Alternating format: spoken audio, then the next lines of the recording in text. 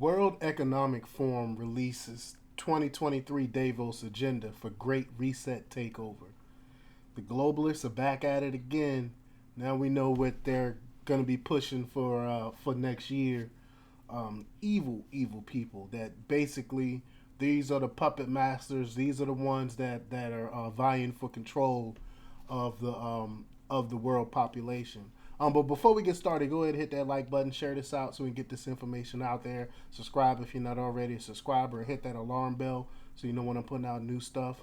Also, check out my link tree in the description. It has a link to my Patreon where I talk about things I can't talk about here. And there's also a link to my Instagram, so check that out as well. All right, let's talk about this news. The World Economic Forum has released the major agenda themes for its upcoming Davos Confab in 2023.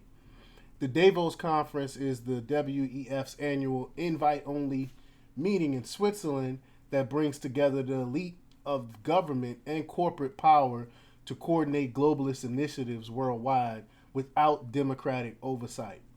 And they pretend like they're not making major policy decisions, but if you look at what actually comes out of the look at what they talk about in the World Economic Forum and what actually comes out of it, it ends up being policy worldwide. So much as they pretend like they don't have that much influence, we all know they really do. But the main agenda item for the WES 53rd Davos 2023 Confab, running from January 16 through the 20th, is called, quote, cooperation in a fragmented world, citing the Ukraine conflict, the COVID-19 fallout, rising energy and food costs, and rampant inflation as factors pushing the world towards, quote, uncertainty and fragility. But they don't talk about how they are the ones that created this. These are the people that created this fragmentation. The world, they say the world today is at a critical inflection point. The twin triggers of the COVID-19 pandemic and the war in Ukraine rattle an already brittle global system. Economic growth in the world's largest economies is stalling while navigating headwinds from rising food and energy prices. For the first time since the 1970s, the world is facing a precarious disequilibrium with growth and inflation moving in opposite directions. This is occurring alongside heightened geoeconomic fragmentation, financial sector vulnerabilities, including stretched asset prices and high debt levels, and a climate crisis spiraling out of control, which could magnify any growth slowdown, particularly in emerging markets, unless these systematic and interconnected risks are addressed. The promise of a decade of action may become a decade of uncertainty and fragility.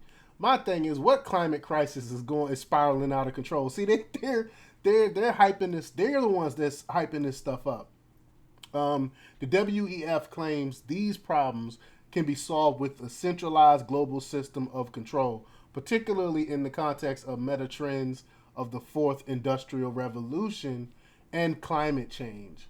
But the thing is, what does the Bible say about centralized global control? This is exactly what they pretend like they act like the new world order doesn't exist, but this is the new world order. They are the new world order. They are the globalists. They are the ones that's trying to centralize. They're talking about centralizing everything, making a one world government. And that's exactly what the Bible talked about would happen in the end days. If y'all don't know, y'all need to go and read the book of Revelation because we're living in it right now.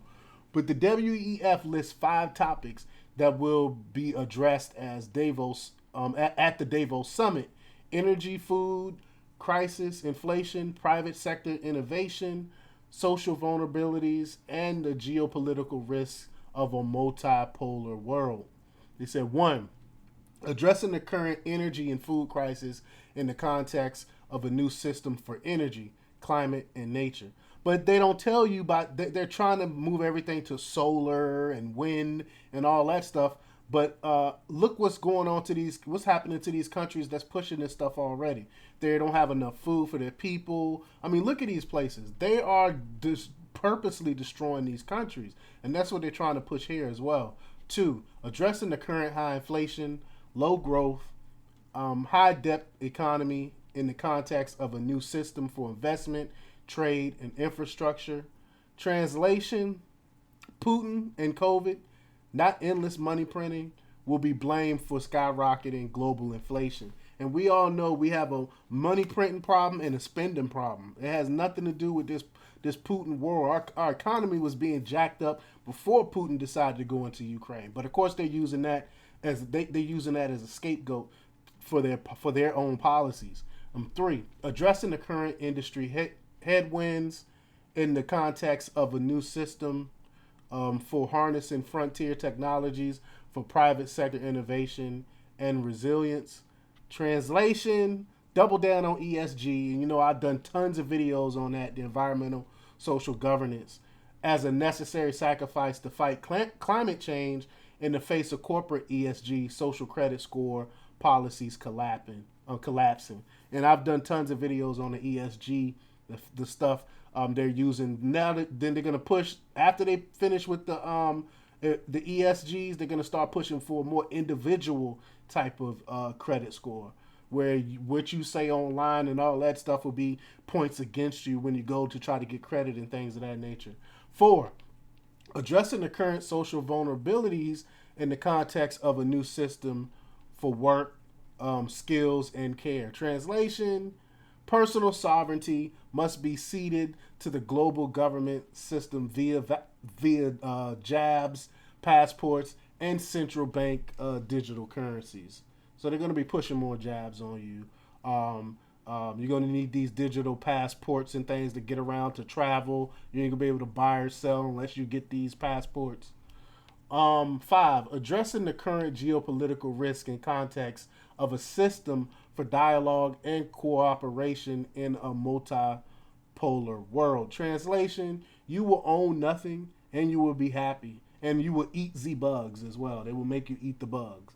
The WEF says the meeting will, quote, feature addresses by key heads of state and governments, as well as various geoeconomic and geopolitical deliberations. Specifically, innovations have been set to 2,500 leaders. Invitations. Has been sent to 2,500 leaders from government, business, and civil society, including chief executives and chairs of the globalist body, 1,000 partner companies, public figures from G7 and G20 countries. Quote, leaders from the foremost civil society, labor, media organizations, as well as top thinkers and academics, and founder Klaus Schwab form of young global leaders. So it won't be no regular, you won't see Joe the Plumber out there, of course. You won't see your average Joe out there. The WEF Board of Trustees include a who's who of top global elites like BlackRock CEO Larry Fink, done tons of stories on him, IMF Director Kristalina Georgieva, CERN Director Fabio Giannotti. If y'all haven't been looking into what's going on in CERN, I'm talking about rabbit hole there. There's some weird stuff going on with CERN. I've been studying CERN for years now. Some of the stuff that's coming out of that you would not believe. It's straight out of sci-fi. Well, former U.S. Vice President Al Gore. We all know him and his global warming agenda. European Central Bank President Christine Lagarde, MIT President L. Raphael Reif, Nestle CEO Mark Snyder, Canadian Deputy Prime Minister Chrystia Freeland, and World Trade Organization Director Gozi Okonjoa Iweala. Sorry, I killed that name. But those are some of the Board of Trustees. They're going to be meeting in mid-January.